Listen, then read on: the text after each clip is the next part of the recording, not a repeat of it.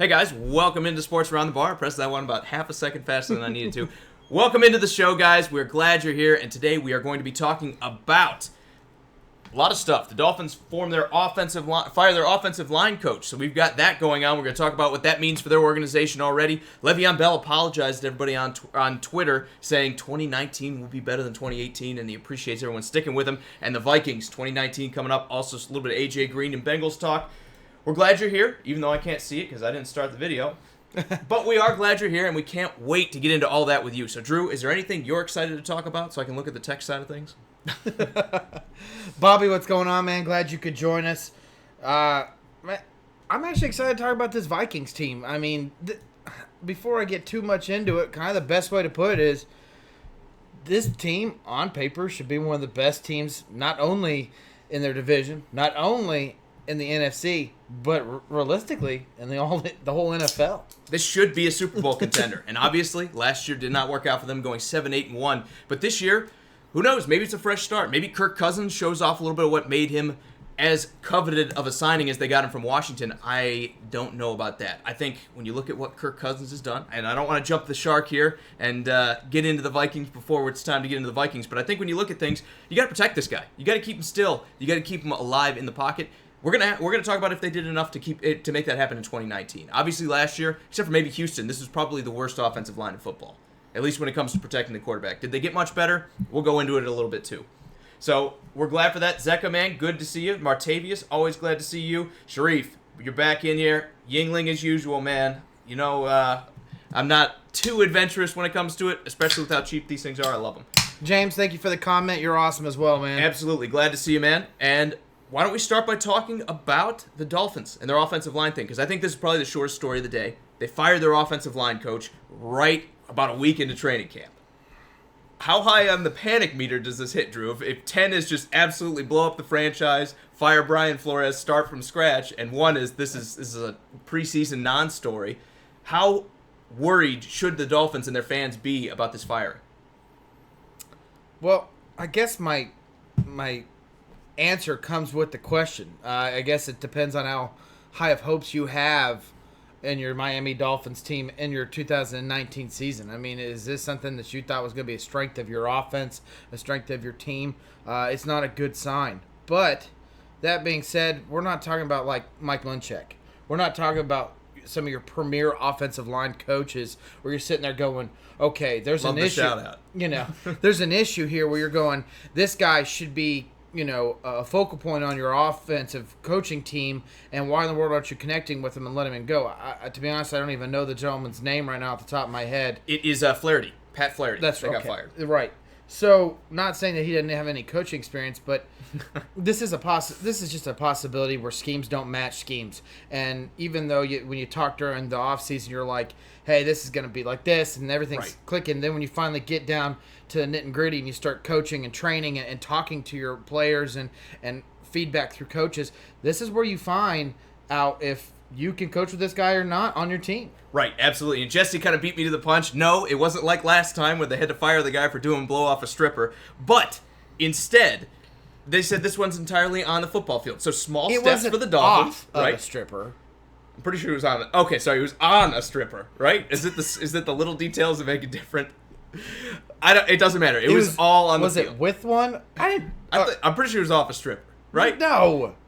You have to do it off the stripper if she's there. Not to get into semantics here. I don't want to get derailed. Oh, but you have to do it. Is it like a must? If you're doing coke with the stripper, it better be off of her. Otherwise, you're doing something wrong. Okay. I don't care that you're 65 or however old he was. So this doesn't must matter. be from experience? No comment. Anyway, we'll go into it. Like I said, this one is 100% on the field. There wasn't anything, or at least nothing has come out. The Dolphins have said this is all about on-the-field performance, and they were even saying we just didn't feel like it was a good fit. There was nothing against Flaherty. I realize that's what you have to say when you're embarrassing a guy like this by firing him right as soon as the season starts, or no one's going to want to coach for you. But I'm going to say this is like an 8 on the panic meter for me, because this is something that, at least as coaches, you're in conversations. You hired this guy back in February. This was a Brian Flores guy. It's after you hired your coach. You hired the O-line coach because this is one of his guys. Now all of a sudden, 6 months later, before we've even done anything meaningful in football, it's, he's not good enough? Does that mean we're not diagnosing who's good in talent? It's not a 10 because they are at least saying this is going to be a problem and we need to address it now. But you can't tell me that this is anything short of an absolute disaster. I think it is. I think this is one of those things that we're already not going to be good. Now we're going to have all these question marks at coach.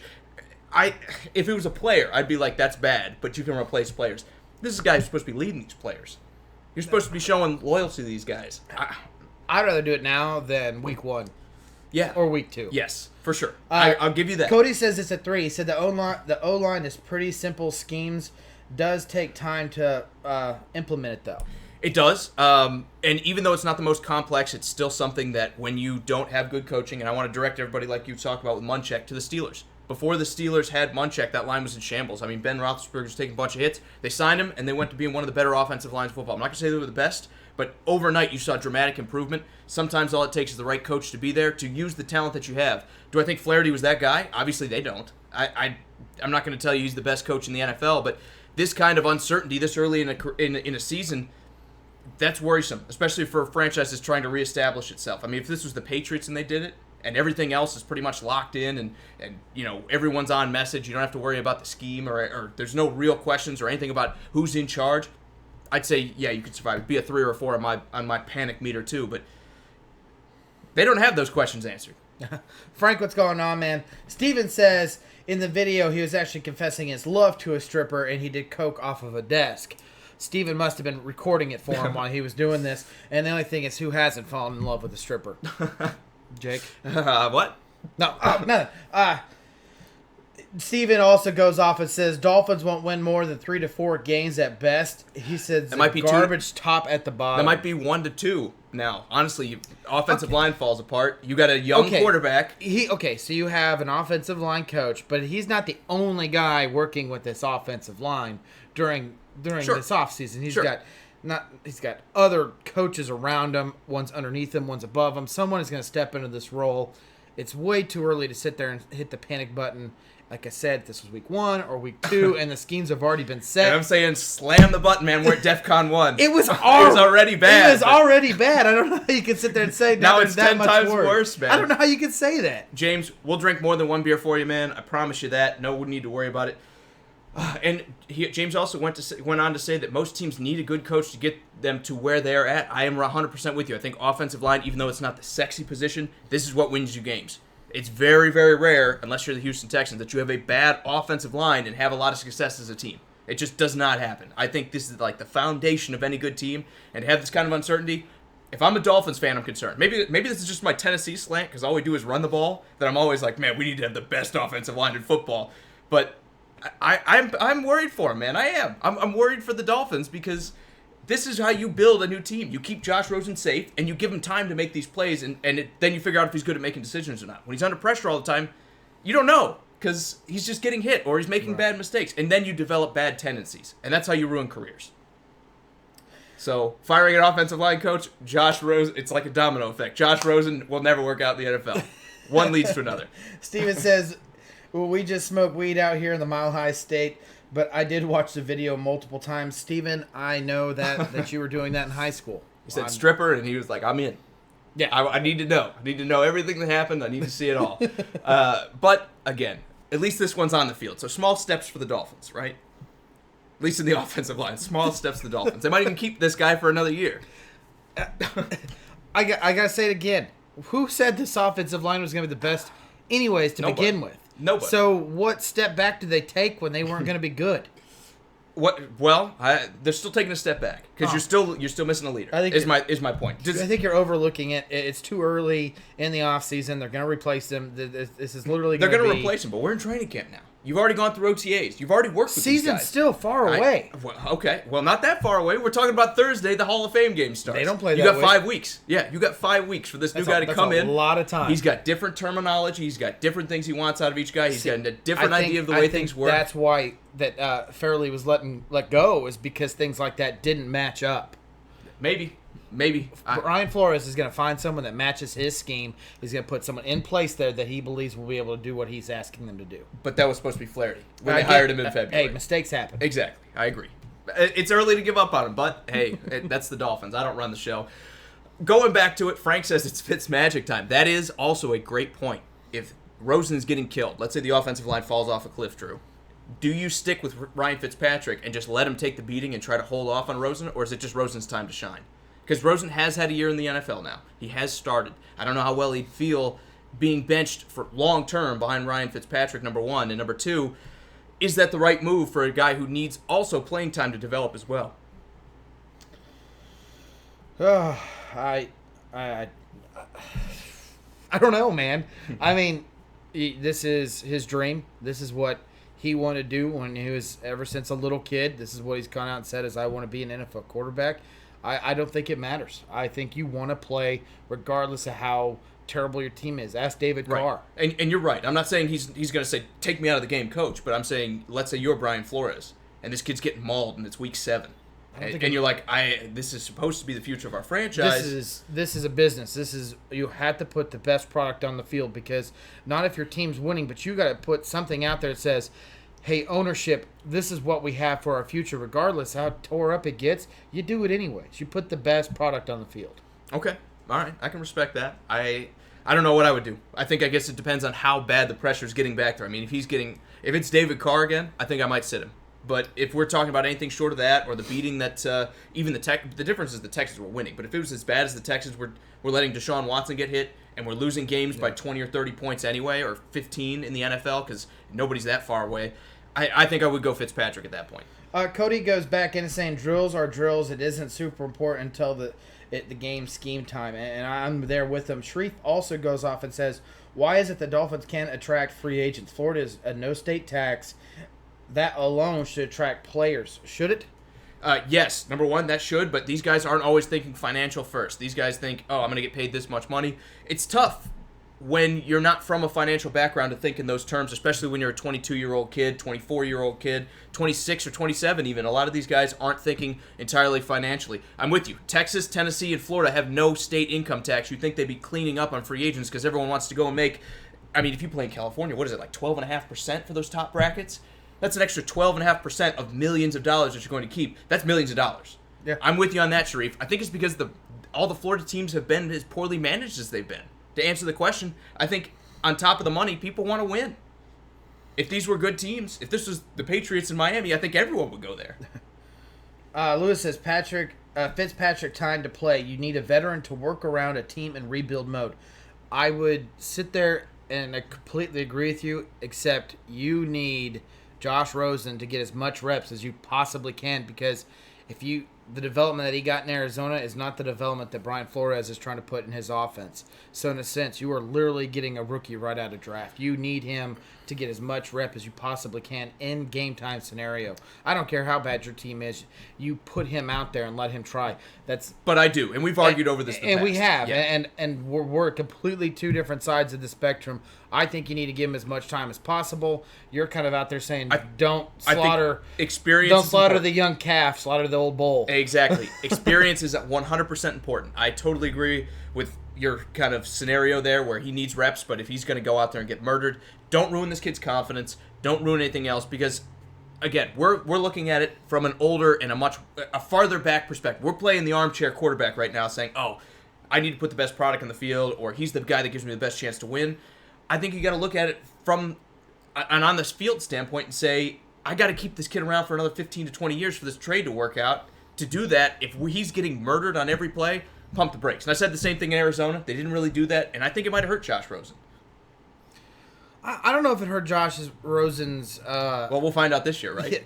future in the NFL. I think what it hurt was the coaching staff around him failed. I think it's also that failed him as well. Right. I don't think it hurt him in his development. I think it's good that he got time out there to do it. The unfortunate thing for him is now he's changing teams, uniform, and a whole different scheme. So all the stuff he learned, besides just how fast the game is, he has to relearn. Out the window. Yeah, absolutely.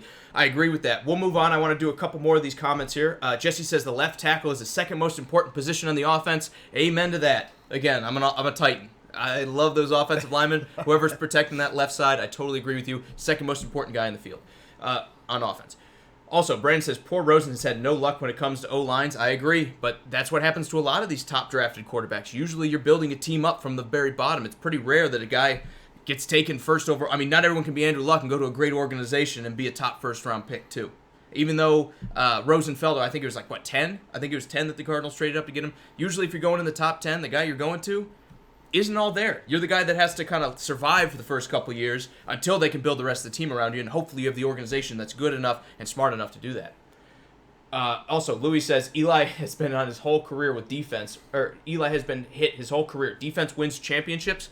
Yeah, for the most part. I don't know. The Rams weren't that good. I get they didn't win. The Patriots' defense wasn't very good last year. Both those teams went to the Super Bowl. The Chiefs were up there. We weren't like, man, the Chiefs have a great defense. The same with the Texans and the Colts. In the old days, yeah, defense wins championships. Even today, defense can win you a championship. But we saw teams like the Bears. We saw even teams like the Eagles that we like with their defense. And the Ravens all take early bow-outs to higher-powered offenses. I'm not sure that, and we don't have time to go into this forever, I'm not sure that's the case anymore. It's not a guarantee. We're going to keep going into comments if you'd like. There's tons of them. Go ahead. Man. Yeah, absolutely. You know I like.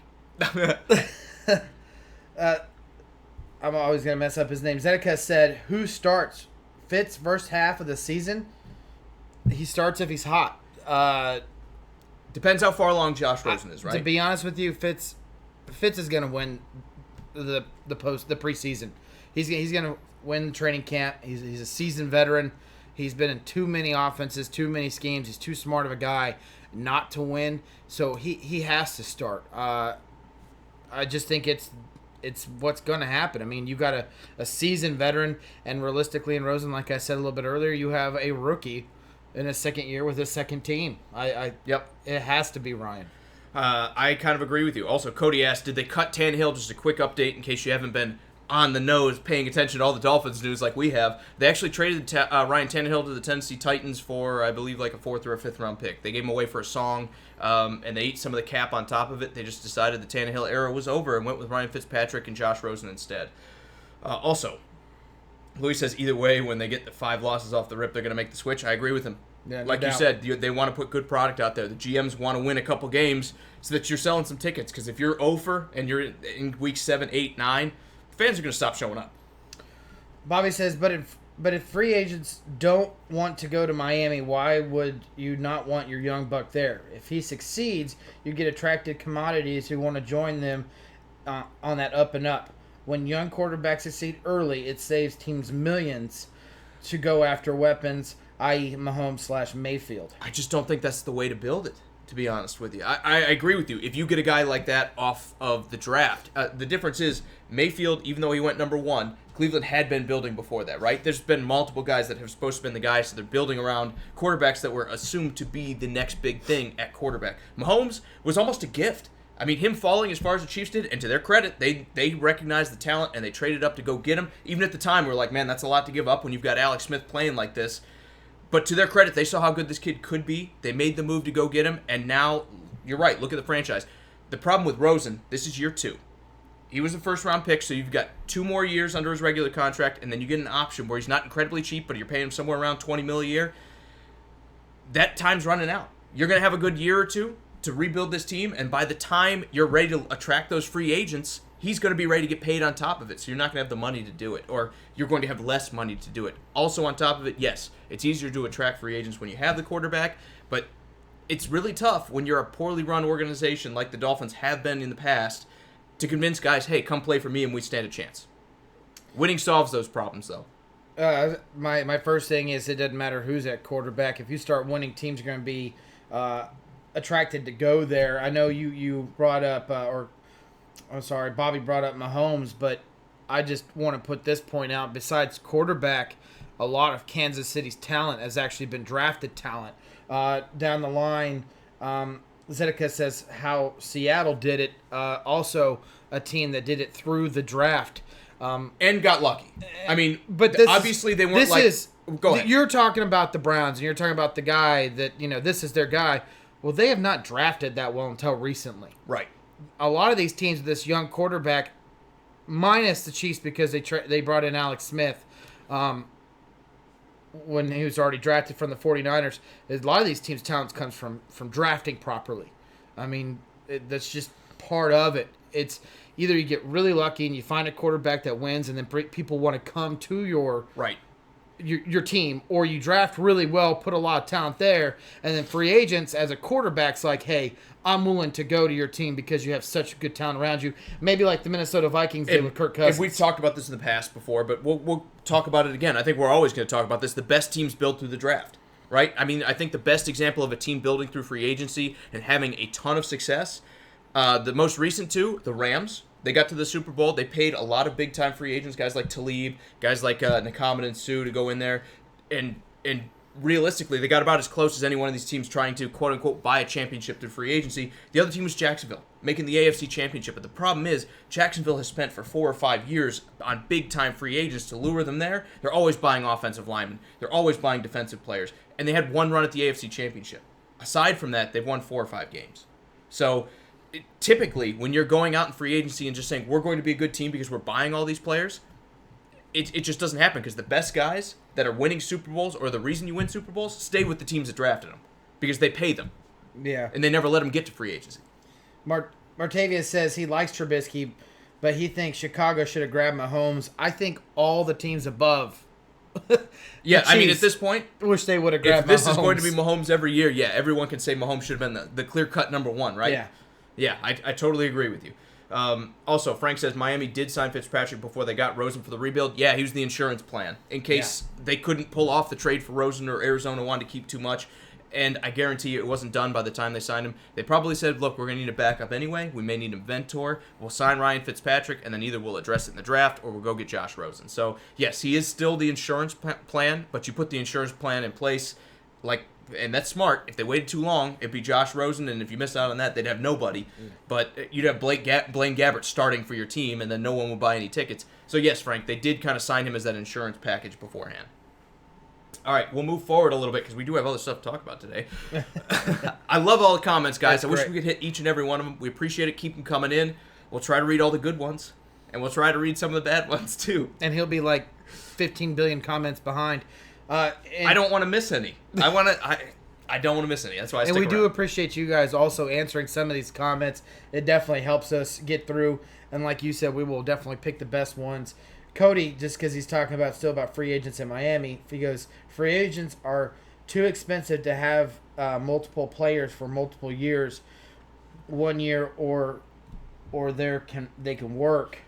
Yeah, and again, these aren't the... That's what he's trying to say. Yeah, he says for a year or two it can work out. It's tough to go give Landon Collins 6 years, $84 million, but at least in free agency, you don't get the top-tier guys, because the top-tier guys, the absolute cream of the crop in the NFL, they don't hit free agency, because they always get paid.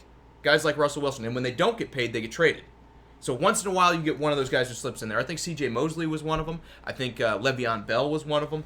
But for the most part, when you get top-tier free agents, or you don't get top-tier free agents, you get that next level down, and then you pay them top-tier money because you need a middle linebacker, because you need a cornerback, because you need a certain spot, and then the best teams just hang on to their good guys.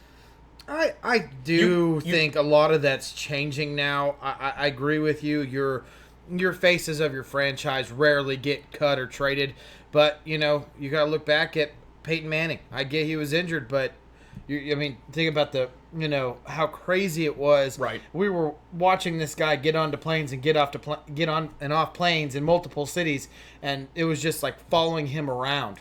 And I mean, it's far and in between. You see that. Frank, exactly. Khalil Mack. But Khalil Mack wasn't a free agent. He was traded for. And that's different. I'm saying but that's my point. Yeah. Let me answer Frank, and then I'll let you keep going. I'm sorry.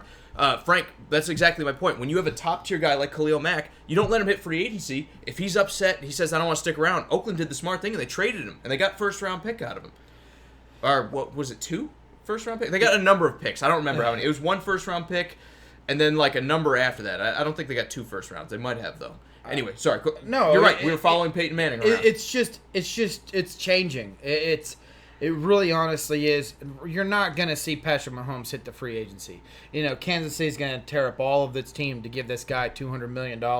I mean, that stuff's not going to happen. But you might see Khalil Mack go on, be on the trade block. You're going to see Mike Daniels cut at some point in time. You're going to see these things happen. Every one of those guys will be either at the end of their career, like we think Mike Daniels is. He's 30. I get it. He may have another couple of years. Even to your point with Peyton Manning, that happens at the very end of the career, and then when you sign him, you hope, okay, I hope I can get top-tier Peyton Manning for 2 or 3 years. No, and that's what I'm getting at is it is changing nowadays because everyone is trying to get younger and faster and better. So you are going to see more of that. It's not the old days where it's like, yeah, we'll let him play until he's ready to retire. Absolutely. I agree.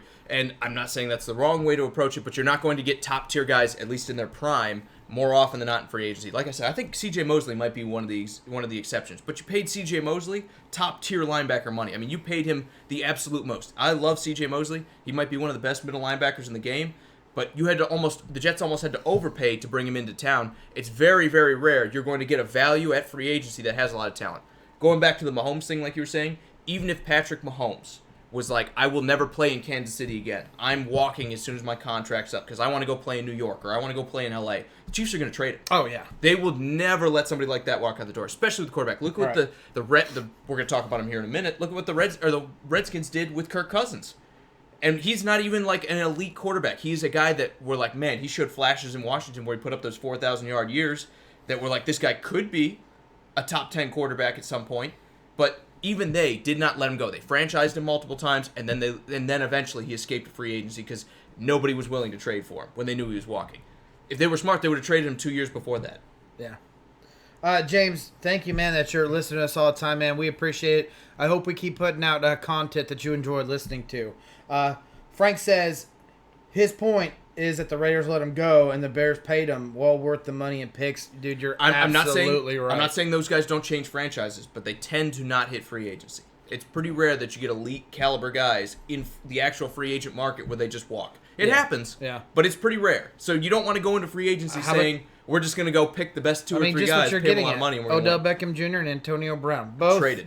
Top tier in their position, trade away instead of released. And that's what good teams do. They don't let the best guys walk out the door. They trade them and get something out of them. And then you go and draft the next good guys. All right, we'll move on. I appreciate all the comments, guys. You're absolutely right. And I'm 100% with you guys. I think it's one of those things that it can happen, but it's rare, right? It's pretty rare. I think even this year was a pretty deep free agency class compared to a lot of other years when it comes to talent. Jesse says, you guys don't do much on MMA news, do you? Not bashing. He loves the show. Thank you so much for the love. It's tough to talk MMA. We like MMA, but it's tough to go into MMA for any extended period of time. And we watch MMA. Right, absolutely. We're all about watching the fights. We do a lot of football because that's what everyone loves. We do basketball when it's on. When there's a big fight or there's something major going on, like if Khabib gets knocked off, we're going to talk about it. It's a tough sport to talk about, and it's not that we're not watching the stuff. It's just I don't even know how to explain it. It's tough to talk about the undercards and everything else going on. It's kind of like baseball, and baseball has definitely been around a lot longer than MMA. It's just it's so much, and unfortunately for us, we don't have a bunch of little text behind us feeding us information. So it's these two drunken idiots that are talking to you guys, trying to remember everything off the top of our heads. We're all you got. I'm with you. Also, why don't we talk wrestling? Sharif's asking about the AEW wrestling. It's, again, something that when something happens, we try to touch on it, we try to talk about it, but it's not something we can devote the whole show to. Right. We'll move forward. I do want to hit some of these other kind of topics here really quick. We won't dwell on it. I'm going to grab another set of beers. Before that, Drew, Le'Veon Bell apologizing to fans, saying, man, I'm sorry to all my fantasy owners for 2018 about all those shenanigans. 2019, I'm going to make it up to you. Are you still taking Le'Veon Bell first or second off the board in fantasy, or do we need to pump the brakes with this change? I'm going to go get those beers. I will wait on that. I'll actually answer James' question. He goes, what do you all think about Westbrook being traded? He didn't want to play there. He did not want to play for the Oklahoma Thunder. And this, again, like we talk about, was the right move of a team that's trying to change the franchise is you trade away sometimes your best player because you know you're not going to get anything on the court for him. Rather than let him walk, I would do that. They still had him for a couple of years. They didn't necessarily need to trade him right now. I know you want to keep people happy. My only thing with Westbrook is they should have got more out of him. I would have traded him to Miami or tried to fleece somebody else like Phoenix and said, man, give me a lot of first-round picks that I know are going to be good. I think Houston got a lot better. I think Houston won that trade, especially when you look at what they got for Paul George and then what they got for Westbrook. I think I think the Thunder kind of lost out trading Westbrook. I can tell he didn't want to be there, but I would have told him, like, look, Russell, we have all these first-round picks. hang with us one more year. We'll clear up the cap space. Probably Steven Adams will walk. We'll get him out of here. And then we'll take all those picks. We'll trade for a guy. And then you convince a free agent to come to town. And all of a sudden we'll have a new big three. And we'll be back in the contest. All it's going to take is one year at the bottom. Does he say yes to that? I don't know. Did they try that? Maybe. But that would be my pitch to him. Cody says, free intern, this guy. We need free. We'd love to have you, man. We'd love Absolutely. to steal all your information. Jane says it's going to be tough for him and Harden playing together again. I am one of those guys that completely agree with you. There's a lot of videos circulating from the past when they were young and a lot of alley-oops and looking really nice playing each other, but everyone keeps on forgetting this is before Westbrook and Harden became household names. This is before they became successful. This is before they made multiple millions of dollars. Before they were the guy. And now they have held a franchise. They've been a franchise, the face of a franchise, and now they're having to share it. And it's still, regardless of the past, I think that's a huge obstacle to get over, especially once first season in. I think the Houston Rockets, before we sum it up and we'll move on, have a very high ceiling where both of these guys are playing at their absolute peak and they're sharing the ball, they're getting along, they're winning games. They have a very high ceiling, but they have a low floor too, where the attitude falls apart. Harden and Westbrook are button heads. Nobody seems to be able to get anything going. Westbrook wants his stats. Harden wants to shoot every shot. That could be a low floor. They could absolutely fall apart, but at the very least, if you want to win, this is a absolute upgrade over Chris Paul, and you traded picks way, way, way down the line that aren't going to matter, and nobody's going to know, because the best way to get a new superstar in the NBA is to have a superstar on your team. Now they have Westbrook and Harden. They got options.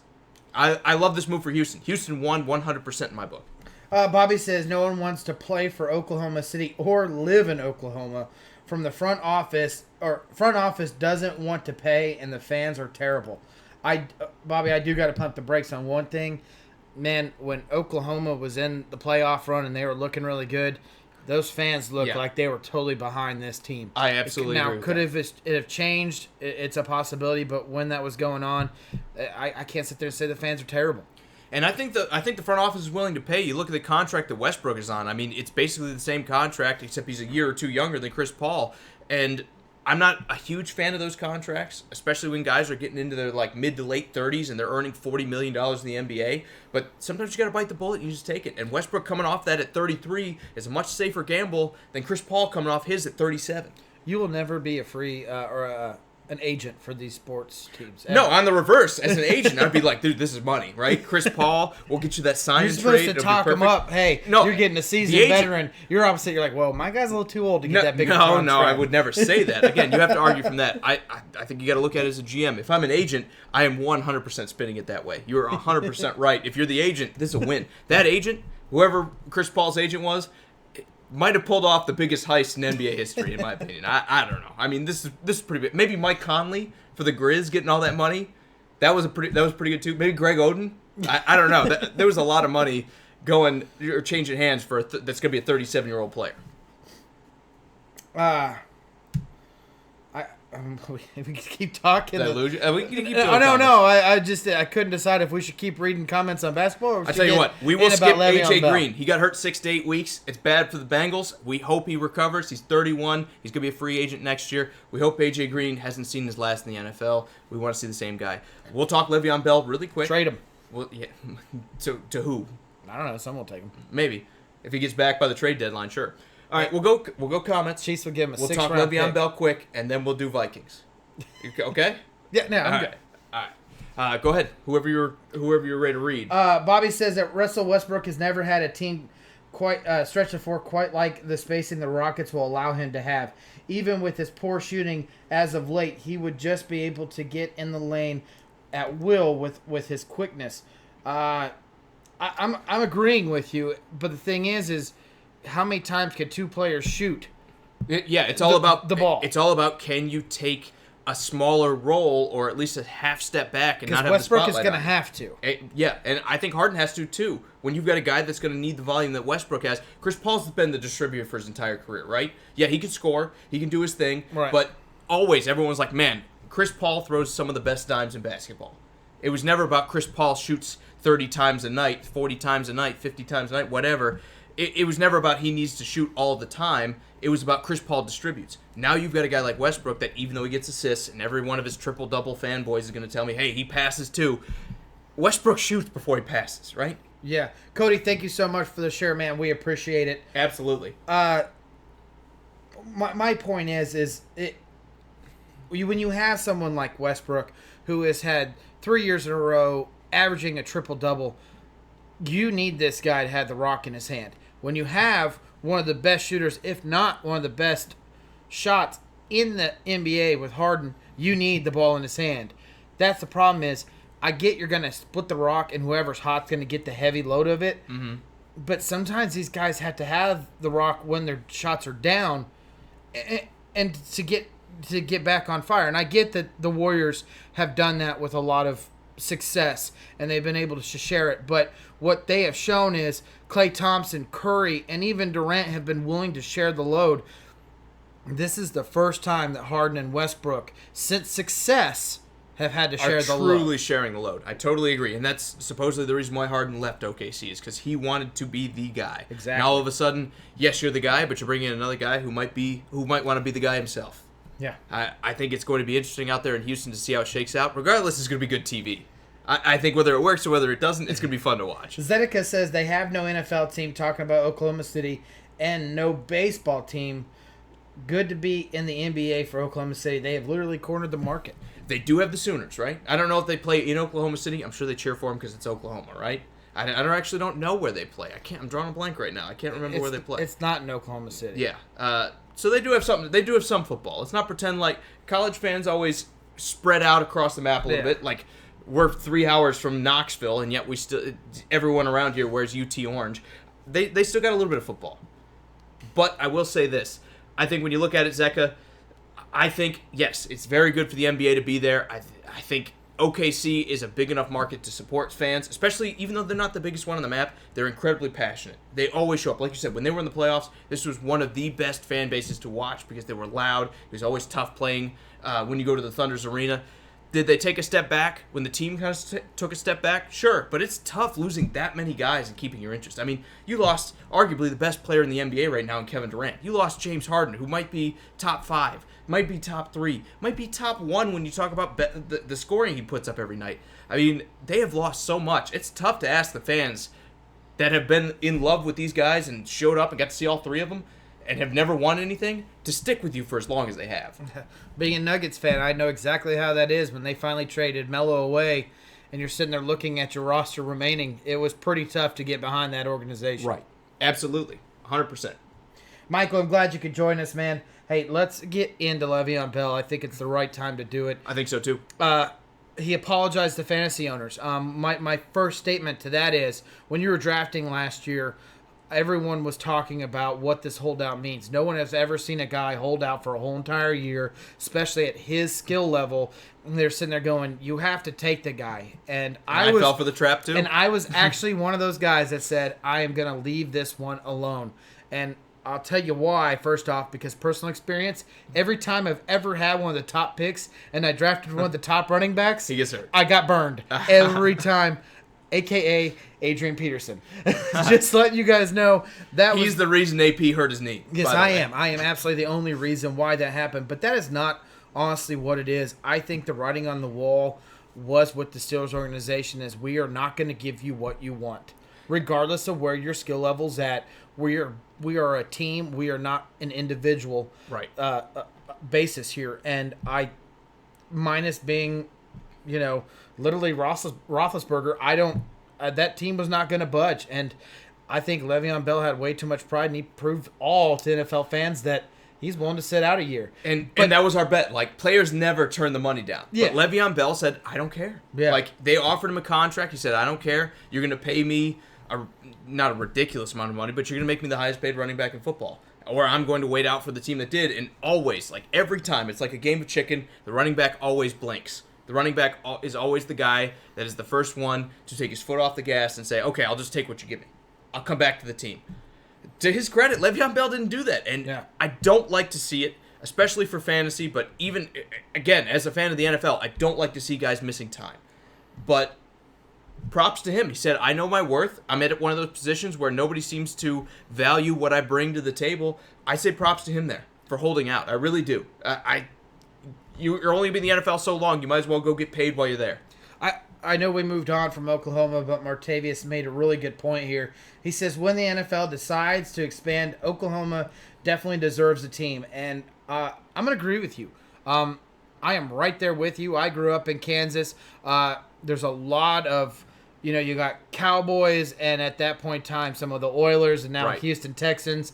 And then you had the Rams also in St. Louis. Now that the Rams are gone, a lot of those fans based are kind of torn, and they're not really. You can't sit there and say Oklahoma's all Kansas City Chiefs fan, or you Right. can't sit there and say Oklahoma's all Dallas Cowboy fan. It's kind of that gray That melting state. pot where everybody's in there. You put a team in there, they're gonna get a huge fan base, no doubt about it. Frank says, downside. It's the Jets talking about Le'Veon Bell. I'll agree with you there, but on the other hand, they're a running team. They're guys that tried to give Bilal Powell the benefit of the doubt, tried to give Crowell the benefit of the doubt last year, where he was carrying a lot of footballs before he got hurt. I think they're going to run the rock. I think the Jets want to be a smash mouth team still, and they want to run and play defense, and guess what Le'Veon Bell does? He runs the rock. I'm with you. They're not the best. They're not the sexiest team for him to be on, but they run a lot, and now he's a big name there. And more importantly, in fantasy terms, he's the only big name. You focus on Le'Veon Bell if that's what your offense calls for. Steven, unfortunately, I don't see that happening. He says we need a team in Colorado Springs. Just move the Broncos. Just away. kick them out of Denver. Yeah, just kick the Broncos out of Denver and send them down to Colorado Springs. Maybe throw them up in Montana or something like that. The Montana Broncos. Hey, see, it fits. It fits. It fits. And also, to Martavius' point, saying OKC needs a team, before they expand, I think the NFL is going to move one of these Florida teams out. I don't think Jacksonville or Buccaneers are going to stay in Florida forever. I think one of those squads is probably going to be on the move, because when you think about it, there's now 3 teams in Florida: Miami, Jacksonville, Tampa Bay. Both Jacksonville and Tampa Bay have been having trouble. Anywhere. No, Miami's not going anywhere.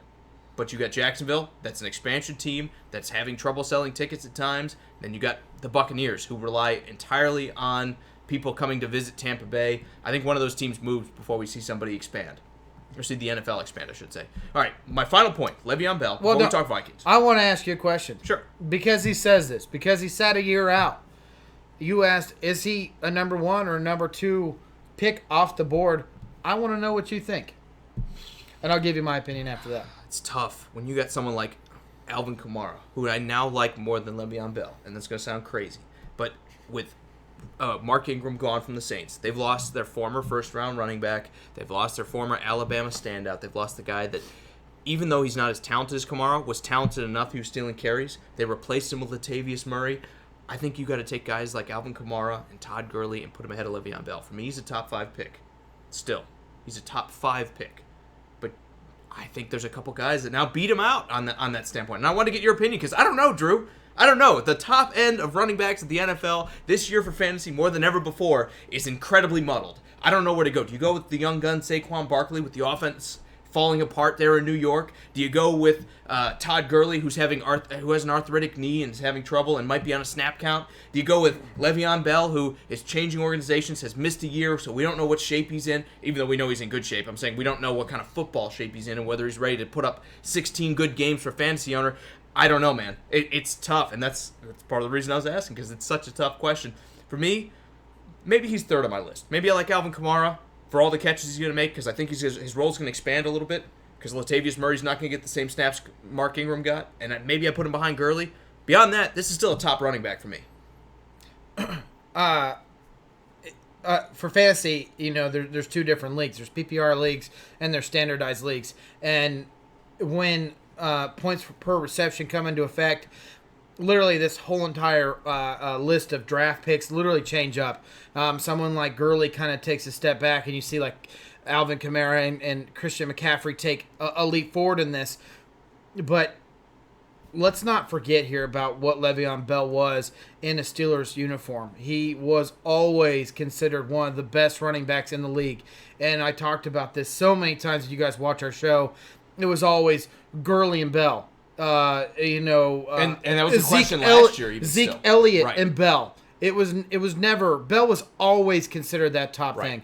And I get what you're saying, and I get what I can't remember. I'm sorry. I'm looking back at these comments. James said where he's going to be taking a lot of hits he's not used to. James, it's just 1 year. This guy is an athletic freak. I know we're concerned about what... They used him, though. Even in Pittsburgh, he touched the ball a lot. Last season, he wasn't hurt. No, I agree. And he touched the ball and that was my biggest lot. knock on him was the fact that he couldn't play all 16 games. Yeah, he'd give you about 14. And then he went out and did it. But you got to remember, sometimes those 16 games were because he was suspended. Now he's not. Now he's had 1 year not being hit. And I get that everyone's concerned about it. But this guy, this is what he's done his whole life. He's played football. He's used to getting hit. He is so elusive in that backfield. He is so dangerous coming out of the backfield, receiving the ball. I think you guys are nuts not to take this guy, regardless if it's a PPR league or a standard league. You take this guy 1 or 2 picks, and I'll sit there and tell you, you kind of want to sit there and maybe go Saquon Barkley. But realistically, when you look at the two offenses, the Jets actually, I think, in my opinion, have just a smidge better of an offense than the New York Giants do. You might sit there and say Gurley. But Gurley, at some point in time, is going to get a snap count. Bell will not get a snap count. Gurley's going to be safe. So if you're looking into deep in the playoffs, this is where they're going to set him. When you're in the playoffs trying to win your league, Gurley's going to be taking a lot less snaps because they're saving him for the postseason. Maybe. I think the Rams might have learned their lesson. They've already sat there and said that they are going to put him on a snap count. Hear me out here. Going into it. Yeah, but when does the snap count start? If it starts at the early parts of the week and you're seeing less carries out of Todd Gurley weeks 1 through 6, and you're getting 22 fantasy points instead of 38 or 40 because Le'Veon Bell, because Todd Gurley. Why would not? Let me finish the point. You don't let me finish my point. Why does it? You got me there. Why are they going to change anything what they did last year? They went to the Super Bowl last year. Are we talking about the Rams or are we talking about the Jets? The Rams. When did Todd Gurley start taking a snap count? Late in the season. When he got hurt. When the knee started acting up. And I think they learned from it, and they said, we lost the Super Bowl. Here's my entire point. And I actually do appreciate the interruption because this is where I'm going. My whole point is I think the Rams have learned their lesson. They were going to say, we need Todd Gurley at the end of the season. And what's the most important point of the fantasy season? Those last 14, 15, 16 weeks. And I think that's when the Rams are actually going to put Todd Gurley into beast mode. I think, hopefully, and this might be me overestimating what the Rams are thinking right now. I think hopefully the Rams are going to say, we can take it easy on Todd Gurley for the first 6 weeks, the first 8 weeks, whatever it takes. You're going to sneak into your fantasy playoffs because you drafted another great rest of the team, and that's when they're going to turn it on. They're going to say, okay, it's time for Todd Gurley to go. This is where those 300 carries or 325 carries or touches that we want him to have for the season start to come into effect. And we're going to have him go into the playoffs, firing on all cylinders, getting his work. So yes, I believe he's getting fewer touches than 2019 or 2018. Yes, and he should. You should want that as a fantasy owner. You don't need him to put up 48 points in the first 8 weeks, and then the last 8 weeks he's not ready. You want him consistent, and then you want him putting up those points towards the end of the season. I think the Rams have learned that. I think they're going into the postseason learning that. There is that off chance they sit him, right? But probably not if your league wraps up in week 16, and it should, fantasy football faithful out there. You should finish in 16 so you don't get any of this week 17 garbage where somebody sits because the team doesn't want him to get hurt. Yeah. If you do that, I think Todd Gurley is still the number 1 pick. And this is why I'm always behind in the comments, because Sharif said, Gurley with 38 question marks behind it. This is why, because I lock onto something and I want to talk about it. Yes, still Gurley. I know he's got an arthritic knee. Every NFL player has arthritic joints. That's just what happens. I'm still considering Gurley as a top 1, 2, 3 pick, despite the snap count, because there's not that guy behind him that I'm looking at, like C.J. Anderson, that I'm saying he's that good that I need to be worried that they can say we can get by with him and not need to play Gurley to win games. Sorry.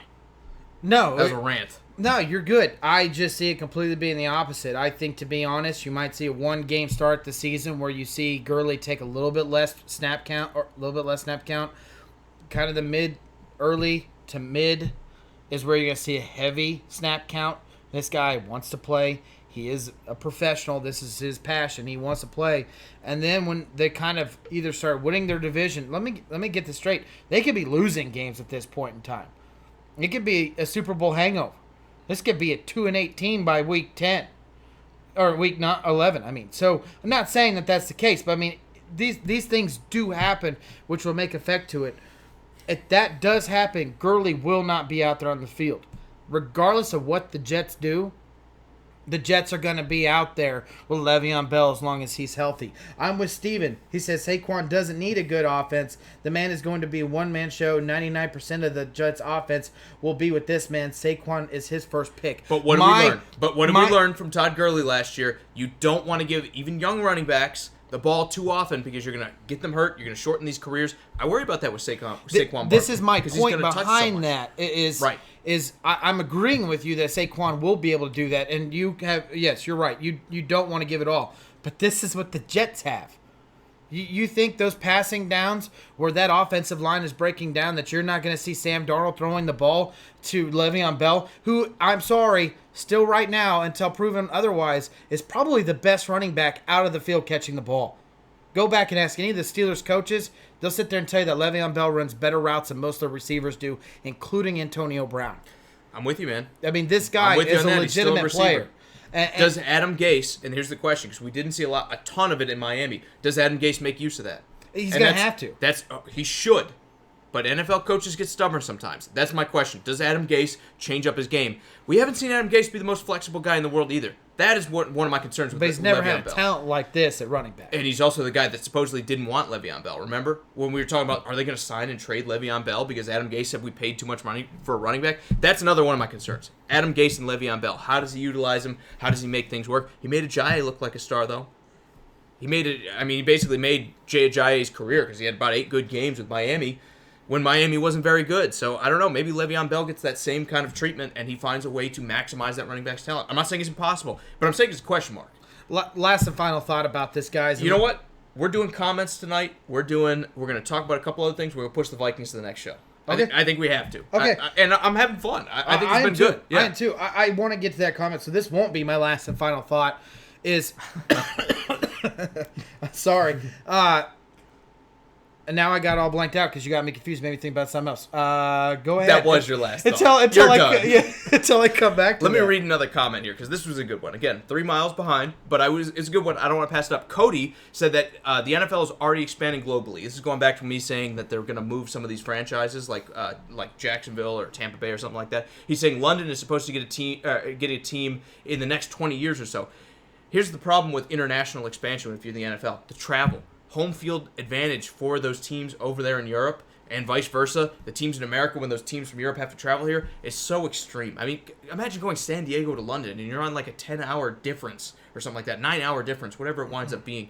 I think it's 9, right? Because it's 6 from New York to London, and then it's like another 3 out to the West Coast. I think it's 9.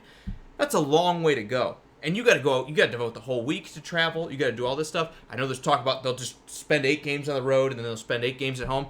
That's tough for any team. Not to mention all those teams that are traveling for that 8-game home stretch. It's going to be really tough. The NFL has a lot of questions to answer before they go and expand over in Europe. Do I think they're trying to? Yeah, they're trying to get that international interest. I don't blame them. More eyes means more money. That's what the NFL is about, right? Making money. But as to whether we're going to see a team out there in London, that's going to be a struggle. That is 100% going to take something creative coming up with that we don't see in the NFL right now. Because I think they're going to have a ton of answers or a ton of questions to answer before we see that happen. Maybe in 20 years there's teleportation. They're going to need it. Honestly, they're going to need it. What I was going to say is I know everyone's sitting there saying Bell, might not play the whole season. There's other players like, Zeke Elliott, Gurley, Saquon. And Sharif said that. But let me. If you don't take Bell at the top 3, you don't know what you're doing in fantasy. I don't know. Don't say that. Don't say that. No. I'm saying it. You're too far. I'm saying it. You're off the reservation. You do not know what you are. You do not know what you were doing in fantasy, because if this guy plays anything near what he played before, you have to take him. And I know that I got to find the comment again. Someone sat there and said, "Well, look at Des Bryant when he came and the first practice he got hurt and he was done." This is not the same player. This is not the same age of player. Bell is still young in NFL terms. Des Bryant was not. 28 and Des Bryant was 27. 30? Is he 27? Okay, so we're talking about a couple of years, but 27 at running back might as well be 30 at receiver. I mean, that's a big beating. The other thing I'll say, because I do want to push back on that point, you still know what you're doing if you're like, I'm not touching Le'Veon Bell. No way. Here's the thing. at that pick, there are going to be other guys that are the sure bet. You don't have to roll the dice. If you're like, man, I can go get Saquon Barkley instead. I can go get Zeke instead. I'll say this to Sharik's question. What about Zeke Elliott? Pump the brake. I worry about when guys are holding out and they're not getting the training camp experience. This guy's missed a whole year of football. A whole year of football. Now he's changing systems. Now he's going to a team that's not going to be as successful as the Pittsburgh Steelers are. Now they're going to a team that everyone's wondering, is Big Ben the driving force and making everyone look better than they are? There are still questions with Le'Veon Bell for me. You can say he's off my radar entirely because at pick 2, at pick 3, at pick 4, there are going to be other guys that you can take that are going to be very close to what Le'Veon Bell puts out, but are still going to be much surer things. You can still take him there. I 100% agree with that. But to say that you don't know what you're doing, I think you went over the bounds for me a little bit, Drew. You don't know what you're doing. You went a little bit far for me. That's a little too far. You don't know what you're doing. Also, Le'Veon Bell has proven his durability. He has proven that he is productive. He has proven he can take a team that is struggling on offense and create offense himself. Is that going to be asked upon him a lot more in the Jets organization? Absolutely. But guess what? That means now he's getting the rock more. And when Sam Darnold's development reads start breaking down, his dump-off point is going to be Le'Veon Bell. Should be. It's going to be. Should be. Again, teams don't always do. We say this all the time about teams. Why don't they do that more? And then they don't. I mean, Adam Gase historically does not let the offense flow through the running backs a lot. They don't had a running back like this before. Jay Ajayi, you could argue, look like that. I mean, he's had guys like Kalen Ballage, and I agree. That's blasphemy. They should you take that back. Here's the thing: they should look like that. And I'll agree. You crossed the line. Okay, here's the thing: I'm not saying Jay Ajayi is Le'Veon Bell, but I'm saying that he did have talent and he showed promise. But they still did not execute with a Jay Ajayi like you want to see them execute with a running back. Some guys just don't fit the system, and some coaches are too stubborn to change the system to fit their players. I don't know that Adam Gase is going to be flexible enough to change the system to fit Le'Veon Bell. And that's my question mark. And that's what you should consider. And Cody's agreeing. Bell's pass work is also irrelevant because of Ben and that passing game. I guess my point here, guys, is the Jets organization last year with a young rookie and not near the offensive weapons that they have now, and I get that Crowder's now dealing with a foot injury in camp. The Jets' receiving core might not look a smidge better. I go back to exactly what it is, but they do have Enunwa, who's going to be healthy. Bobby Anderson, however he wants to go by, is still there. They're getting another year with Sam Darnold. But when you look at Brian Powell and Isaiah Crowell, before they were all injured, this was a scary duo of running backs, and they had a lot less offense now with Bell. Bringing Bell in creates that. And you could sit there and say maybe Ben Roethlisberger's passing game was because of the threat that Bell carried in the backfield. It goes both ways, Cody, and I'm not disagreeing with you at all. My point is, when you bring Bell in, if they start cheating up front because they're like, well, our focus is to stop Bell, then that passing game flourishes and it makes other teams cheat back. Is Bell going to lead the league in rushing? Probably not. Is he going to lead the league in touchdowns? Probably not. But is this guy going to see the rock consistently until injured? Absolutely. I'm telling you guys right now, this guy is going to get the same kind of load that Saquon Barkley is. If you think Gurley is, you're smoking crack. Gurley's going to be on a snap count. It's going to be significant. Pass the pipe. I'm smoking crack. I don't care if it's early in the season or late in the season. You are not going to get a full load out of Gurley. Here's the difference. And I'm not sitting there saying you shouldn't take Gurley early. Here's the thing. If you're talking about touches, I agree with you. I think both of those guys you named off are going to get more touches than Todd Gurley does. But offensive efficiency is important. If you can go get 4, 5, 6, 7 yards a carry because the offense is stacked out there in L.A., you're going to get more fantasy points than the guy running 1.9 yards a carry like Saquon Barkley did. Let's not forget, Saquon Barkley had a ton of games last year where he had no yardage, and then he'd rip one big run. The problem is, not every game can you bet on that one big run being there. Sometimes you play good defenses. That's what I'm worried about. These offenses, the Jets, the Giants, yeah, they're going to touch the ball a lot. But just touching the ball a lot isn't enough when teams stack this box because they will take your running back out of the game. Le'Veon's more insulated because he's a great receiver. But you need to think about that. Nobody's stacking the box on Todd Gurley because you've got Robert Woods. You have the white kid who got hurt, and whose name Cooper Cooper Kupp. You have all these other receivers that are going to find a way. Brandon Cook, Gerald Everett. You're going to have all these guys who find a way to catch the ball out of the Rams. No one's stacking the box on Gurley, so he's going to touch the ball less, but he's going to get more yards because the rest of this offense is good. This is something you got to think about. It absolutely is. Touches are important in fantasy. You know what else is important in fantasy? Success. And what did we see out of Saquon Barkley last year when the Giants couldn't throw the ball at all? A lot of hard slogging. I mean, he was absolutely carrying the ball about 1.5, 2 yards to carry, getting beat. I mean, how many times did we go in there like he's got 20 carries and 60 yards? Or 20 carries and 45 yards, and then he'd get a touchdown, and it'd be worth having him. It's something you need to consider with these teams because they're not going to be high-flying offenses. And we're going to do fantasy episodes. So all this is coming out. But you need to be worried about that with Le'Veon Bell. Yes, he catches. Yes, that helps him out. So does Saquon Barkley. Saquon Barkley catches too. There's so many running backs that have succeeded in fantasy leagues because they see The Rock excessively with a terrible offense around them. This has happened. Carlos Hyde. Carlos Hyde's one of them. Maybe even you could talk about David Johnson. Maybe you can even talk about some of the years with Priest Holmes in Kansas City. Yeah, I'm just, kind of getting a couple off the top of my head.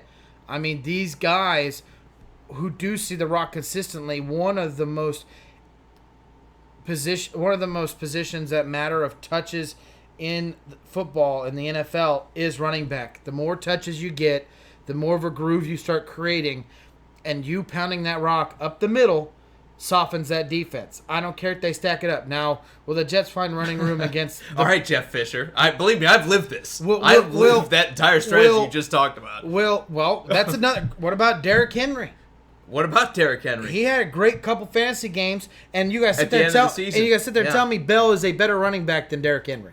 Well, yeah. Did I say Derrick Henry is a better running back? There is no passing game in Tennessee that you got to be concerned about. Yeah, not talking about this year. Pump your brakes before your feelings okay, get hurt. Yeah, last year, yeah, absolutely. Okay, go ahead. All right. Continue. So this is my point is that you said bad stuff about my team. This is my point is when you give the rock to a guy until he is injured, which I honestly think that this might happen. Hopefully Bell won't get injured for Jets fans, but I think he's going to see in the rock heavy.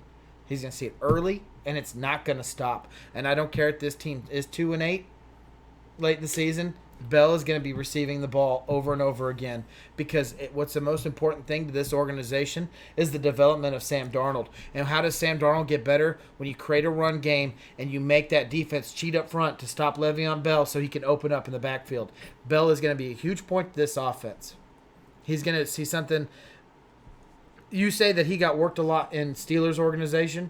You're going to almost see double the amount of that. It won't be double. No one survives double. It's going to feel like double the amount of what he had with the Steelers because you don't have anything like the weapons of the Steelers. Who else do we see that from that's a very talented running back that plays out there in L.A. these days? And we're like, man, they need to stop giving this guy the ball. They're already killing somebody. Todd Gurley. The difference is the Jets aren't going to be killing anybody. They're going to need Le'Veon Bell in these games. So, yeah, he might have a good 8 weeks. But there is a sweet spot to touches in the NFL. I know fantasy owners... We get greedy sometimes, right? When we're like, man, I want the guy who's constantly getting the rock. I want the guy who's constantly getting thrown the ball. The problem is, when these running backs get the ball, the hit comes with it. And towards the end of the year, when you are going to need these guys, if you want to win your fantasy league, this is where they break down. And I love Le'Veon Bell. You're right. He put together a great 2017 when the money was on the line. The money's not on the line anymore. So now all of a sudden the knee's real bad. Maybe I miss a couple games, like we've seen him do in the past. That happens. It does. And I'm not saying don't take Le'Veon Bell because you're worried he might get hurt. But as much as I love carries, you need to be metered. You need to take a step back sometimes and get that load off of the running back because you can run a guy into the ground. You 100% can. And the Jets, who now signed a long-term contract, need to be smart about this. Are they going to? I don't know. I don't know what Adam Gase is thinking. I'm kind of with Jesse where he's saying he likes Adam Gase because I did too, and I was the one saying Miami shouldn't have fired him because he took Ryan Tannehill to the playoffs. And I was the first one that said that he will not be he will be coaching another team. Yeah, you did, and I said they shouldn't. I said they should stick with Gase because he's taken a bad roster and manage to get some success out of I it. said he'd be a man without he wouldn't be not have a job for long. That guy would find a head coaching spot somewhere. Cody says his fear with Zeke and his fear with Zeke and his depleted offensive line. That is another. They were guy. hurt last year. They were hurt. They didn't lose a ton of guys. Well, they were hurt. Frederick is hurt again. Yeah, I'm not saying it can't happen again, but they still have names in that offensive line. There's still a lot of money going there. There's still a lot of emphasis on that offensive line out there in Dallas. I think Zeke will be fine. I think that my biggest concern is Zeke missing this time. We've seen guys, even in the same offense, miss some preseason, not come out strong early on. I think that to me is the biggest thing. I want to see this crap about the new contract wrap up soon with Zeke, because you need him in there. You do. You need him in preseason, getting in rhythm, getting everything going, getting all the kinks worked out in the preseason, and then you hit the ground running.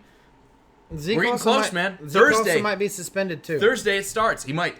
I don't know. Tyreek Hill dodged those bullets. Maybe Zeke can too. Frank said Ingram last year. He had Ingram last year, and he blew up for me.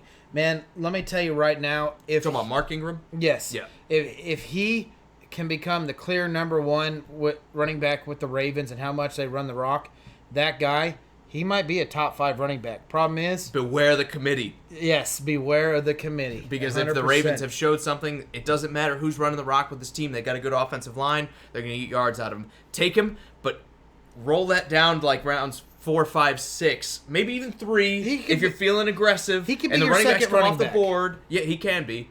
But go get a 3rd and a 4th. But I is don't my th- thing. If you're playing a 2 running back league, I'm gonna tell you right now. Go get a I third don't. and a fourth. I think majority of leagues, depending on, I'd say any from 10 to 12 teams in a league, it would be really surprised if he does not scrape out of the bottom second round. exactly. And guys, from a fantasy perspective, I'm the guy that says go steal all the running backs early on.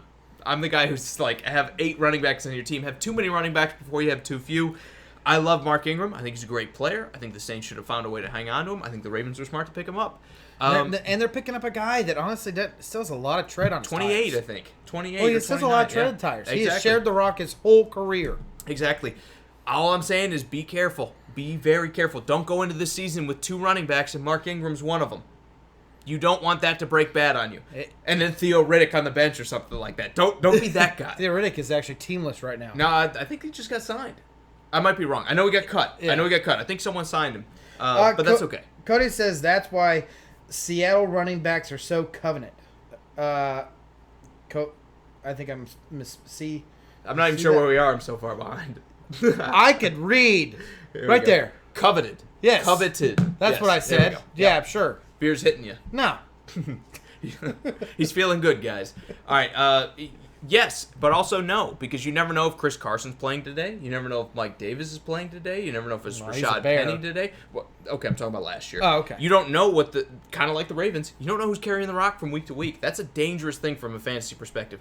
Do you want to have those guys on your team? Of course you do, because you're right. They might have those couple weeks where they get the rock. Like Chris Carson had a great stretch where he had like 3, 4, 5 good weeks last year in fantasy, but you don't want to be left holding the bag if this isn't your week. It's the Mike Davis week. So there's always that element of risk for those teams that want to run heavy on the committee. Yeah, no doubt about it. And this turned into a fantasy football. It did. So, James says the Jets will hand it off to Bell a lot this year. I am right there with you, man. I honestly think he will lead the league in touches this year, which is always a good sign in fantasy. let me go into another complicated one. Because we're just doing comments today, right? Yeah. We're just going fan show. Yeah. I already talked about AJ Green. That sucks. I don't think we have a lot else we want to talk about. James said he doesn't think Zeke will stay with the Cowboys. And again, I'm opening the can of worms here, Drew. We're going to talk about the Cowboys. Let me say this, James. I don't think you're wrong for this simple reason. Where's Nestor? Yeah, right? Someone message Nestor. Let him know we're talking Cowboys. If Zeke was going to stick around with the Cowboys long term, this deal would have been done. And I think they're scared to death that Dak Prescott is going to get top dollar, and they're going to give him top dollar. I think they've already made up their minds that Dak is staying around in Dallas, and they're wondering how much money can we give Zeke and still afford to pay Dak Prescott. Because if they weren't, if they were like, man, we can move on from Dak or we get the deal done, Zeke would have been signed. It's Jerry Jones we're talking about here.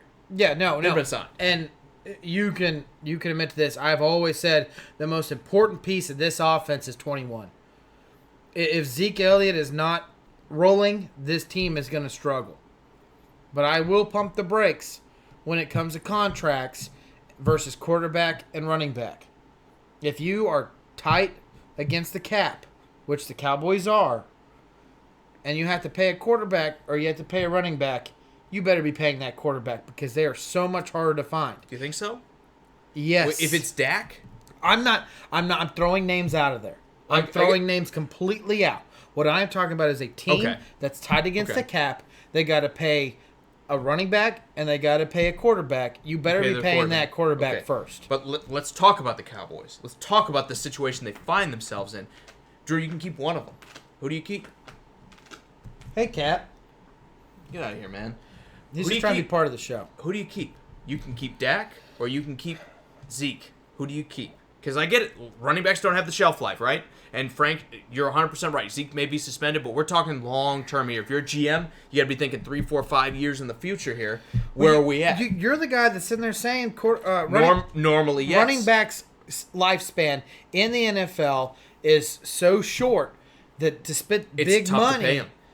It is. Or late in their career even in the middle of their career. Is a risk. You never know when the ride stops with running Right. backs. You can be 28 and used up and you're done. I mean, look at Marion Barber, a name I like to use. He was like 29 or 30 in Chicago, in Dallas, where he was just running the rock. He was a great player. And then what happened? He just disappeared overnight. Running back, you can fall off a cliff when it comes to production. It's always scary doing it. Dallas is the exception. It's not the rule. If I'm the GM in Dallas, and I know they don't have a GM, because, or at least a typical one, because Jerry Jones makes all these decisions. But if I'm Jerry Jones, or if I'm the guy he pays to make these decisions for him, I'm keeping Zeke. And the reason is because we're not getting top 20 pay consistently out of Dak Prescott. I know we haven't put the weapons around him. Fine, whatever. Make every excuse you want. Well, this would be a prove a year in a sense. We can take a guy that, even if he's not the best in the league, if we can put a couple weapons around him, we can put this defense around him, we can put him with Zeke, we can put him with this offensive line we've just built and paid, they're going to have success. This could be Mitch Trubisky in this offense right now, and we're still a playoff team.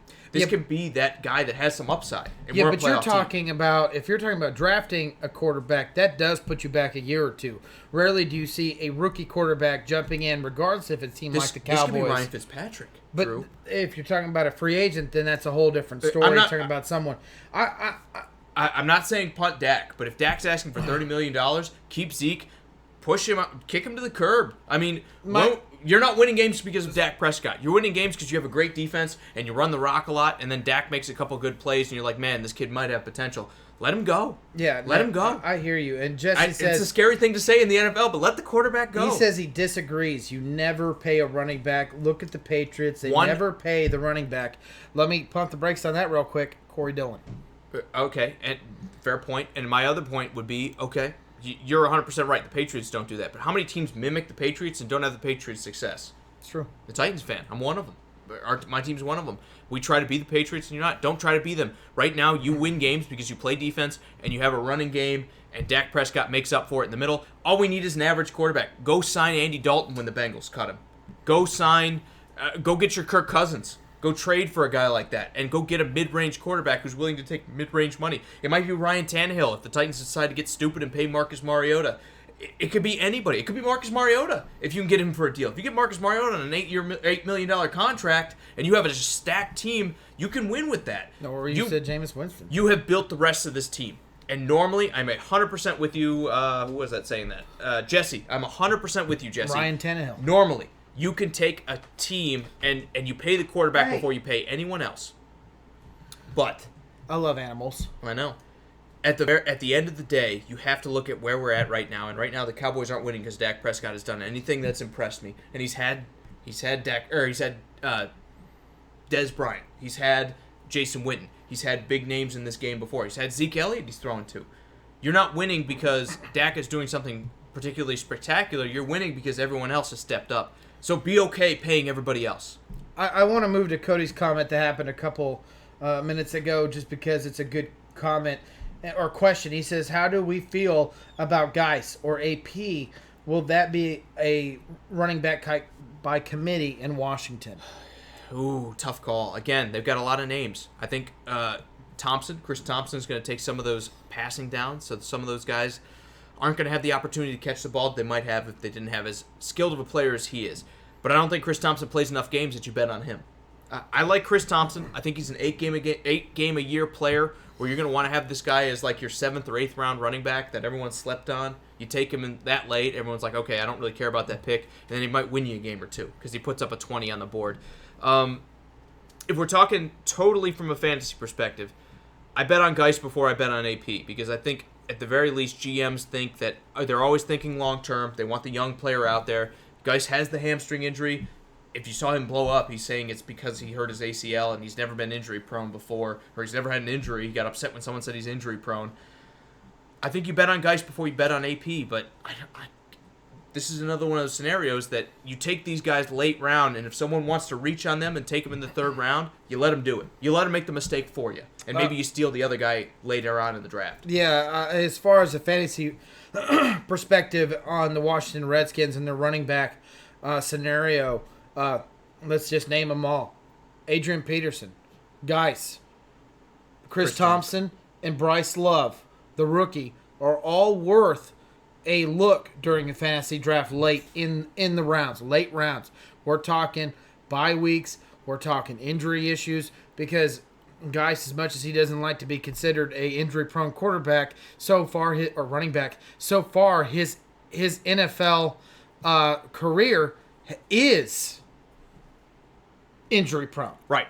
AP, 34, 33 years old. Who knows how long he's going to last? I mean, his knee blew up like the Death Star, and he still came back. Chris Thompson, also injury-prone. And then you got a young running back in Bryce Love, also injury-prone in college. These are all 4 running backs that are probably going to see some kind of amount of time in this year coming up. Can one of them stay healthy? It's a possibility. If I had my money on somebody, it'd be Geis. There'd be no doubt about it. Right. But guys, all 4 of these running backs, depending on how deep your league is and how much you can put on your bench, are probably all worth a look at late rounds. Right, absolutely. And just take a couple of them. Roll the dice. Gamble on them. It's like Plinko, right? They're going to run the ball. If you take a couple shots here, they're going to run the ball, and maybe your guy's the guy who carries the rock. Maybe everybody gets hurt because of the Redskins, and Bryce Love turns into that starter. Take him at the last round or two. Yeah. Take him in the last couple rounds. It's one of those scenarios where don't bet on any of them, but feel free to just take a flyer on any of them. And just wait and see. I like Adrian Peterson the best. I like Adrian Peterson the best. And his durability is, I think, what's going to win the day. And I'm a Geis guy, so right. And I like Darius Geis too, but he's dealing with the hammy already. Maybe he faces another setback. Maybe he's not quite as good. I'm going to say roll with AP. If you have to take one of those guys, well, take Chris Thompson and bet on him having 8 games. But then if you need a workhorse, go take AP. Ty, I'm glad you could join us, man. Absolutely, man. Let's keep going with a couple more of these before we get out of here, Drew. Beforehand, James said the defense is the one that wins games. I agree with you. You can win playing defense. I think Seattle has done it. I think Carolina has got there with it. Denver did it when Peyton Manning barely could move his neck at any point, and they still won a Super Bowl because they just ironically, it was 2 defenses facing each other, but they just bullied Cam Newton. You can win with the defense still. I wasn't trying to imply earlier in the show that you can't, but I think the days are gone that we need to build from the defense first. I think now you just need a good team. I think offense and defense can win you a championship in today's NFL. Cody says, would you guys take, I'm assuming, Kareem Hunt over one of the Washington guys? Yes. My question is where? And how good have you done? If you've done well and you've drafted early and you get 2 running backs on your team and you can afford to miss those 8 games, 100% steal Kareem Hunt and just wait. And one thing we always got to remember is, depending on how your league is set up, some leagues will do 2 running backs and a flex, and that usually is a running back receiver. You probably want to pick up Hunt, but it's not anywhere after you have finished your full starting. You need 2 more guys. Your full starting roster. Yep. Your full roster has to be set before you take Hunt. As much as Hunt might do well late in the season, you're going to remember that's 8 games without him. Late rounds, take Kareem Hunt 100%. Because Nick Chubb, even though he had flashes, was not the most dominant running back. He had a good start. He's only a second-year player, and there's a reason they brought in Kareem Hunt. If it's late rounds and you have to pick between one of those guys to have, you take Kareem Hunt and you just run to the bank. As long as you got those other starters that you can rely on, hopefully 3, if not at the very least 2, then you take Kareem Hunt as that flyer later on because he's going to be fresh by week 9. Everyone worries about suspensions, and I do too because you're missing out on weeks. But there's also a benefit to that. You're getting a fresh player in week 9 who's not been hurt, who's been working out on his own, hopefully coming back motivated. You're going to get a much fresher running back towards the back half of the season than you're going to get for that guy who's been playing 9 weeks. So to through the answer grind. your question, Cody, out of all of, in my opinion, you might have a different opinion, over Hunt, it would probably be AP and Geis before Hunt, if it was down to those 3 guys or all 5 of those guys. But if it's really late, and I don't see Kareem Hunt falling any later than probably the 6th or 7th round, just because people are desperate at running back at that point. Yeah, I think it's going to be an interesting scenario. 8 weeks is a long time to wait. It is an 8-game suspension, right? Is it 10? Is it 8? It's 8. 8, yeah. It's a long time to wait. That's half your fantasy season, but you're going to get him for the most important part of the fantasy season, and hopefully by then, he's warm. Hopefully by then, he's getting enough carries. Who knows? Maybe something happens to Nick Chubb. I think that's one of those things that, kind of like Bo's saying here, you can take Nick Chubb and bet on him, but when week 9 rolls around and week 10 rolls around and they're starting to work Kareem Hunt into it, they paid him for a reason. There'll be a significant amount of touches taken away. I am worried about what happens to Nick Chubb. Maybe he's rolling, and maybe you don't worry about it, but maybe he's not. So, again, both guys that are safe bets, but don't bet your team on it. Don't take these guys in the 2nd round and say, I'm good. Yeah. Don't take Nick Chubb in the 3rd round or 2nd round and say, he's going to be my number 2 starting running back for the entire season. You need more than that. These days, more than ever before, you need a committee at running back. Take them early, take them often, boys, if you're playing fantasy. It's such a scenario during a draft. You know, I enter every fantasy draft sitting there going, okay, this is my lineup, this is what I'm taking, and then I'll sit there and see a heavy run on receiver or a heavy run on quarterback, and it throws it completely off, and I'll draft proper to how it's running. That being said, if you take Chubb, I think you'll do well week 1 through 8, but after 8, when the season is on the line and you're going in the playoffs and you're wanting to win that championship, Chubb is probably, in my opinion, going to be a loss for you. You'll see a significant decrease in touches. Focus on the handcuff. Take him in rounds 4 and 5. Take him in rounds 3 and 4 if you're really feeling high on him. Take them both. And then you don't have to wonder. Yeah, I mean, you've got both Cleveland running backs. We think that offense is going to be pretty high-flying, and usually high-flying offenses benefit the running back more than anything. And I know this is crazy, but last year when the Powell and Crowell were both healthy, it was worth starting both of them because they saw a significant amount of touches. Again, why I think Le'Veon Bell is going to be huge this season is because Sam Darnold showed he liked to throw the ball to his running backs. Yeah. And Bo says Nick Chubb didn't run a 98-yard touchdown last year. It's a flash play. It's great when it happens, but it's also an incredibly rare event. I mean, was it Chris Johnson that pulled off a 99 for the Titans? Hold on. And Bo, you're right. They are going to rotate Hunt and Chubb, but in a fantasy perspective, if you're taking Chubb and expecting him to be your number 2 running back, you don't want him to rotate. You don't want him to rotate, and that's what we're getting at, Bo. We're not saying that Chubb or Hunt are bad quarterbacks. From an actual football perspective, if you're the head coach, you want that rotation. Are so excited. You love that rotation. This is another reason why the Browns are considered "quote-unquote" playoff and Super Bowl favorites, and the hype is around them is the fact that your guys' running back core, when you throw in Duke Johnson, is stacked. Assuming he sticks around. I know he's still complaining about a trade. I know, but he's not moving. No one's going to give him anything for. No. I mean, when you see guys, but it's stacked. It's stacked. Exactly. It's scary. Exactly. When you see some of these running backs traded for 6, I mean, Jordan Howard moving for what was it, like a 6th-round pick that might turn into a 5th, and then Duke Johnson saying I want to trade. No one's giving you a 7th-round pick for him. They're just not. I love Duke Johnson. I think he's a great number 2, number 3 option. But nobody's going to give you a draft pick for a guy like that. I think they're going to wait and make Cleveland cut him. I think Duke Johnson's probably on this roster. Don't bet on him from a fantasy perspective. From an actual football perspective, it's great to have that rotation. From a fantasy perspective, it sucks to have a rotation with the guys that you have. You want the workhorse. No doubt about it. Jesse said nothing on Pat McAfee. Do you want McAfee? Yeah, sorry. I'm not sure if we're talking about Pat McAfee's radio show or whether we're talking about him being the punter in fantasy and we're making a joke. If it was a joke, I love Pat McAfee. I think he's hilarious. I don't know if you get him a punter. Roll the dice on him coming back. If you punt in your fantasy football, maybe he's the guy to bet on. He was just talking. There's been he came out with news saying that he's willing to make a comeback in the NFL given the right circumstance. He's a punter. He's not coming back, Jesse. He's I know. punter. I think it was a joke too, but yeah, he's done. He's done. I'd like to see him back. He's one of the most entertaining guys in football, right? But I will say this.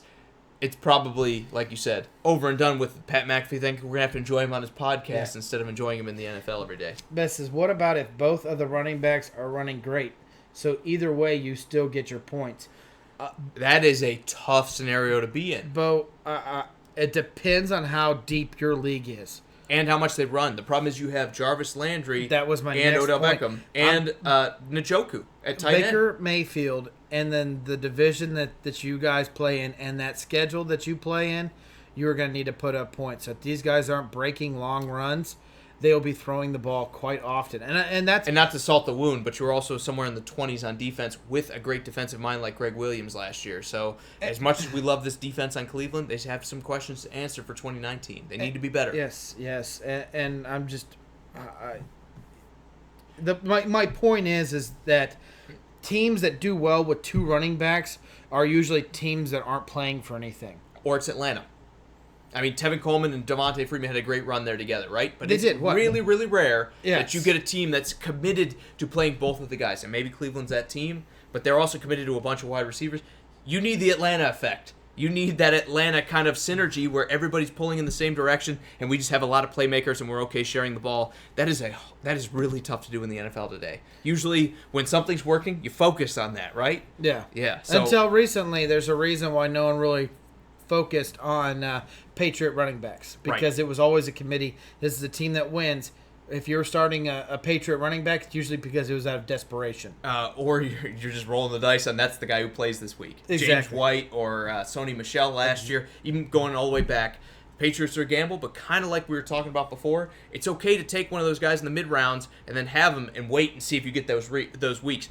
I was like that with Theo Riddick. Theo Riddick was the same way with Detroit. You can have those gambles, just don't bet on them being the only running back you have. Have a committee yourself. It was a lot less with Theo Riddick, though. Except for when he hits. I mean, Detroit, he was pretty solid for being like a 14th, 15th, 16th round guy. Cody says, did Zeke make it to minicamp? Everything I've heard, he's holding out. And that is a no. Yeah, he has not been at training camp at all. So that is a concern. Again, usually we see guys miss some weeks with that. Jane says, what do you all think about Odell and Baker Mayfield? Baker Mayfield, yes, but don't overdraft a quarterback in fantasy. If we're talking about real NFL, I think it's a great combo. I'm saying fade Odell Beckham because, number one, he's got the target on his back. He's the most vocal guy or one of the most vocal receivers in there, so the guys are going to be stepping up every week to play against him. I say bet on Jarvis Landry before you bet on Odell Beckham because everyone is going to be going out there and grabbing Odell Beckham in your fantasy early. Take the number two guy and let him do his work. Jarvis Landry, let's not forget, is a catch machine, especially in PPR. Before I answer that, Bo, thank you so much for your comment. We appreciate you. Enjoy our show, and don't let us fool you. We are two smart mouths. Yeah, he's kidding, of course, man. We try to keep it. I don't know. We try to keep everybody in the conversation. We make jokes. To be honest, I try to be real. I don't want to. I am opinionated. I don't. I try to be fake. I am opinionated, but I love the game of football. I am a huge fan of it. Real quickly, I hate the Broncos, but you'll never hear me sit there and say I don't like them because of this or their team sucks because I don't like them. No, their draft was one of the best drafts I've seen this last year in a long time. They're drafting so well, it's very scary. Yep. I'm not excited about it, and I also said with Joe Flacco. Him alone creates one or two wins. This team should see an increase in wins this year alone because of that pickup in Joe Flacco. Yep, and Bo says they have so many weapons on Cleveland, nobody's going to know which one they're going to use at any given moment. In real football, that's a great problem to have. In fantasy, that is trouble, and you want to steer away from those teams. So unless you're one of those guys that says, I just want to have my favorite players on my team, if you're someone that's saying, I want to win at all costs, I'm going to say pump the brakes a little bit on the Cleveland Browns because they do have weapons, and you don't know who's going to get the ball. Also, to James' comment, because this kind of goes hand in hand, he says Jarvis Landry can catch the rock. I think he's going to be the value pick out of Cleveland. I think everyone's going to fall for that Odell Beckham trap. They're going to take this guy in the first round, and you're going to go grab a running back instead, and you're going to steal Jarvis Landry in the third or the fourth, and he's going to be a monster for you because everyone's focused on Odell. Yeah, I want to get back to what do I think about Odell and Baker. You nailed it. As a football perspective, it's huge. Having a quarterback that loves to throw the rock, loves to be a gunslinger, and you have a receiver that has great catchability like Odell Beckham Jr. does. It's something that any team is wanting to have. As far as fantasy goes, I'm right there with you. I don't think you should go into the year thinking that Baker Mayfield is your starting quarterback. I think that should definitely be your backup. And I'm high on Baker Mayfield. I say that very respectively because we don't know what Freddie Kitchens' offense is going to look like through all 16 games. He's a great number 2 in fantasy, at least until Yes. he proves that he's that Drew Brees, Roethlisberger, I can throw for 4,000 yards guy. We saw 3,500 last year. That's great. There's such a thing as a sophomore Without slump four too. games. Without 4 games. And they've got Kareem Hunt. They have Bradley Chubb. I know the offensive line has taken a bit of a hit, but I think they're going to try to Kitchens run a was lot. not calling that offense. Right. Todd Haley was. And he didn't play he didn't play all 16 games. Right, I mean, he only played Tyrod 12. yeah. So you got to think Todd Haley was calling that offense, which we all know is a high-flying offense, Right. regardless if it's successful or not. Right. I totally agree with you. All right. Before we get out of here, Drew, one more quick question. James says he catches our shows because we're not smart mouths. Let me say this, James. We're asses. We're just not smart asses. So we try to keep it real. We don't know everything. We know most things, but we love hearing your opinions on things too. And hey, we disagree sometimes, right? But that's what makes sports talk so fun. Yeah. We disagree. You guys disagree with us. And then we talk about why. And I think that's great. I really do. Again, we're not trying to come at it from a point of, we know more than you. We're not trying to pontificate where we're just up here telling you what to think. We want to hear what you think. We want to compare it to where we're at. I mean, last show we got into an argument about Tevin Coleman and Devontae Freeman, and we still don't have a concrete answer to that. So you're welcome. I looked it up too. I looked it up. Just real quick. It goes both ways. It does go both ways, but statistically, Freeman is hands down the better receiver. But I'm going to flip the script. I'm going to say Tevin Coleman is the more efficient receiver. But that's what I was going to say. But maybe that comes from him being the second running back. Maybe. It's complicated. That's all I can say about the Atlanta game, and I think it's going to be complicated. I just want you guys to know that's how much important this stuff is to us. We love all the comments, the likes, and the shares. It means the world to us. We'll sit here and talk about it, debate it for hours and minutes behind, and then when the conversation ends, we go back and try to back ourselves up, and we come back at each other with more information. Absolutely. This is why we love talking sports, guys. You make it all worth the while. I want to do real quick here a special thanks to all the guys that sat there and commented. If I missed you, I'm so sorry, but Bobby, James, Zeka. I think I got it. I don't know. I might be wrong myself. Martavius, Sharif, Jesse, Cody, Steven, Frank, Brandon, Lewis, Michael, Ty, and Bo. You guys are all awesome. Thank you so much for all the love that you guys show us. It was a fun show. I know we punted on the Vikings, but I could already tell. I was like, we're in a groove. They might be punting a lot. Well, I know they're hoping not. It was a great show. We're going to get to the Vikings back on Wednesday. We are going to kind of delay things a little bit. Man, we appreciate you, James. We appreciate everybody. It's fun. It's much more fun when you guys are there. Like Drew said, it's why we do it. It was a great show tonight. We can't wait to see you on Wednesday, 6:45 Central, 7:45 Eastern. We will be back and ready to talk more football as well as everything else going on in the world of sports. Drew, I'll open it up to final thoughts. I know we didn't do Vikings. Is there anything you want to say before we get out of here? Just real quickly, guys. I know we talked a lot of fantasy. Of course, we will do a show about fantasy where we'll reach all that, get all your guys' questions. We're gonna get a couple. I've already budgeted a couple. And in the works, this year there will be a fantasy league. It's a little bit more difficult than just opening it up because we can't have 1,000 teams. That it just doesn't work. There he is. Hey man, we missed you last show. But we can't wait to do it. We can't wait to spend more time with you guys talking sports. Great show, guys. We will be back on Wednesday, like I said. I can't wait for it. Until then, I guess I have to. For Sports Around the Bar, I'm Jake, your bartender. This is Drew. We will see you then. See ya.